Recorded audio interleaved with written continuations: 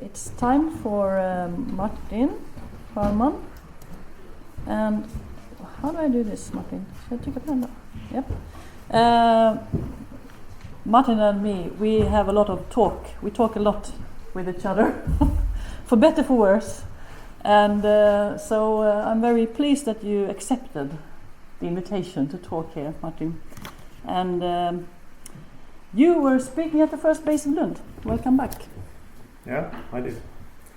And at that conference, I also was trying to move into the Bayesian statistics. I think I've moved slightly more into it now, and I will describe a little bit about it. I'm an empirical ecologist, so I'm not really properly trained in statistics, I think, or in mathematics. So trying to do all these things, to me, it's very difficult, I think. I need to read a lot and think a lot to actually be able to do that. But anyway, I will try to describe what I have done.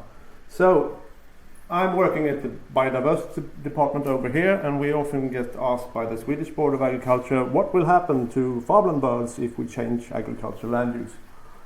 Okay, so in trying to answer this, we try to build a model associating bird abundances to land use, and then we apply that model on our data that we have, and then we get scenarios, economical scenarios for change in subsidies and so on for farmers and how the land use will change, and then I will apply my model to this change in land use, and I will try to predict what will happen to the birds. So that's the idea. And we have a nice design, as I said. We have tried to make orthogonal data sets where we have landscapes with big fields or small fields and a lot of grassland, or a lot of grassland or a little grassland, and we try to combine it so that we have information in all possible ways. And we count birds, and we count these birds, and these are the farmland birds, and why we count just these birds, or mostly these birds, is because the Swedish Board of Agriculture are very interested in them, because they are used as indexes for what happens to biodiversity when we change our land use. So that's kind of monitored yearly. Okay, so we wanted a statistical model, some sort of function that I can apply to the changes in land use. So I need to estimate some parameters that I can use in this model, and I want also be able to handle hierarchical design structure, because I visit the landscape many times, or I have different observers doing that. So I need to be able to handle that. And I also want to be able to present some sort of uncertainty around that predictions, not just a point estimate. And there are also these 15 bird species that I want to be able to study more directly, because they may respond differently to different land use, and they may also interact with each other or respond to other things that I don't measure. So, okay. Then, in at least a couple of years back, we have a number of alternatives. We can use separate models for each species, and then just make predictions for each species and then combine it afterwards. But then we run into the problem that it will be many models, and some of the rare species might not even be possible to run. And also, when you combine these independent models, you suddenly get quite unrealistic predictions, because these interactions between species are not taken into account. But you can also combine all the species into one variable, like this index that is used by the Board of Agriculture, for instance. But then you won't be able to see the disparate pattern between different species. You just get some sort of average, and that might not be very interesting, I think. Or you can, since I have a multivariate data set, I can apply some sort of multivariate statistics, but it's not, as far as I understand, not really model-based, difficult to get parameters and so on, and difficult to use for predictions. But that might just be that I don't know enough about multivariate statistics, but anyway. So then I stumbled over these series of papers describing something called joint species distribution models, and then that sounds something that I'm after. And the idea here is that you're modeling the species all together, like a multivariate analysis, but in a linear model framework.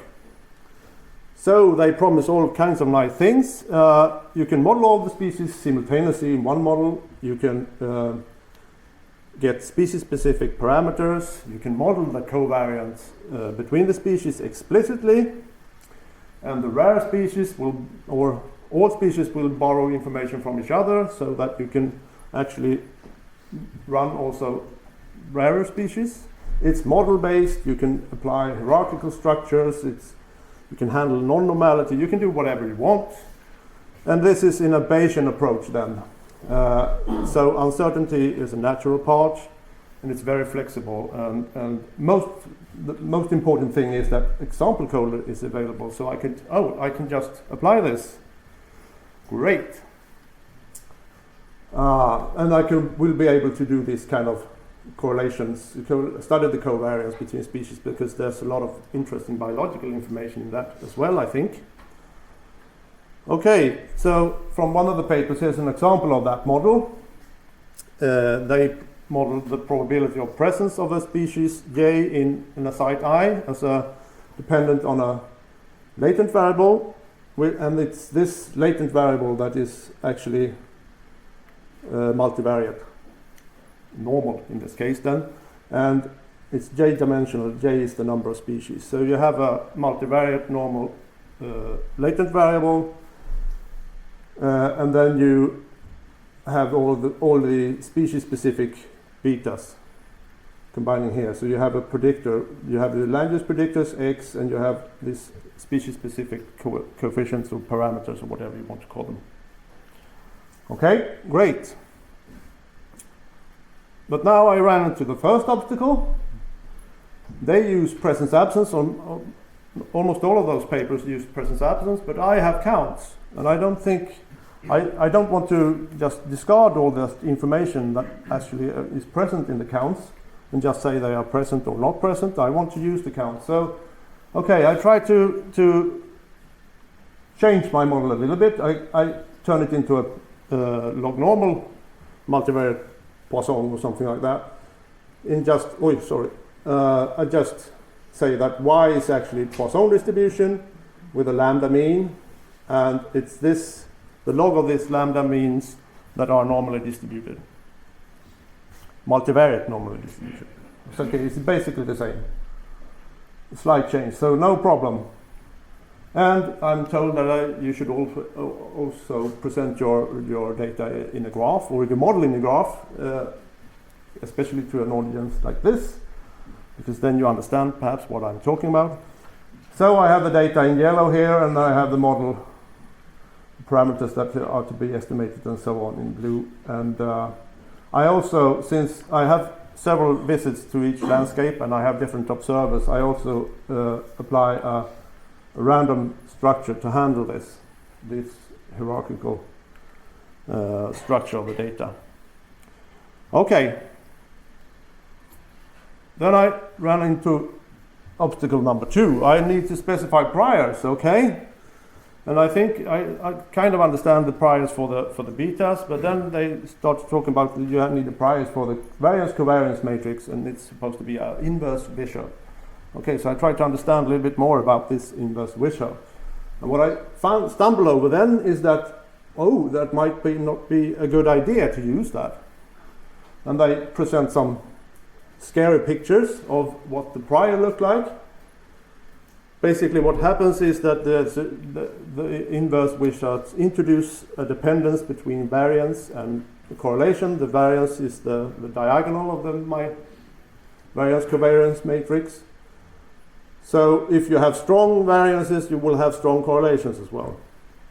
And since I don't want to introduce some sort of pattern before I actually run my model, so I try to find some sort of solution for this, and then these people were very kind enough to provide some sort of solutions, how you can manipulate or change the prior for the covariance matrix in various ways. And I won't pretend to understand all of this, but basically you can either scale the diagonal in some way, adding a scaling factor, or you can separate the covariance matrix into standard deviations and correlations. And then you can apply separate priors for the standard deviations, and you could have two different techniques of getting to the correlation matrix, either by using the inverse Wishart, or actually there are specific priors for correlations. Okay, great. Obstacle number 3. These alternative priors were very difficult to run in JAGs, bugs, that I've kind of have been used to use for various reasons. So I couldn't actually try all of these 4 alternatives. But then I continued Googling and talked to people, and I found out that Stan can actually do this. It's based on this Hamiltonian Monte Carlo, where apparently conjugacy is not an issue. And it actually has a built-in prior for the LKJ, the correlation matrix. So, great. Let's do that. So I tried to quickly translate the bugs code or JAGs code into Stan code, and that was fairly easy actually. But then I tried to run it, and I got these bad looking chains. And I get all kinds of warnings about my analysis. So not very happy. What to do? Well, Stan comes with a manual. So I dive into this manual, and I find something called reparameterization and vectorization. But vectorization is more like it becomes quicker. But this reparameterization, as I understood it, is basically that before I had a very complex posterior distribution. But this reparameterization turns these complex distributions into basically standard normals by, to you perhaps, simple mathematical calculations. So, but that was not a big problem for me because there was example code, so I can just apply it. And lo and behold, I get some nice sampling. Great. So finally, I get some nice results. I get my species-specific coefficients that I can use in my modeling. Slightly boring, perhaps, because they kind of respond the same, all of them. But there are a few species that respond slightly differently to some of the variables. So I think it's nice. I get some very nice confidence or credible intervals around them. And I can actually take the whole beautiful distribution out and look at it. So I was very happy about that. And then I can actually look at a little bit into what happens to what the effect of the priors were. So these, try to explain a little bit here. These are the beta estimates, the coefficients that I have. And these are the means from the posterior, and this is just the width of the credible interval. But focus on this. We see that here we have the inverse Wishart means plotted against the 3 alternatives here on the y-axis. They get very similar. Here we have the scaled inverse Wishart versus the 2 separation strategies, and then the separation strategies. So that's how the figure works. But we get very similar beta estimates. That's nice. Okay, so all my work might not have been so very important. But I actually do get some sort of difference when I look at the correlations, the correlation matrix between the species. I get, it's not perhaps very easy to understand directly when you look at the picture, but what you get is actually that you get a shrinkage of the correlations when you use the alternative priors. And looking at the sigma, the diagonal, the standard deviation, you get much higher sigmas if you use the alternative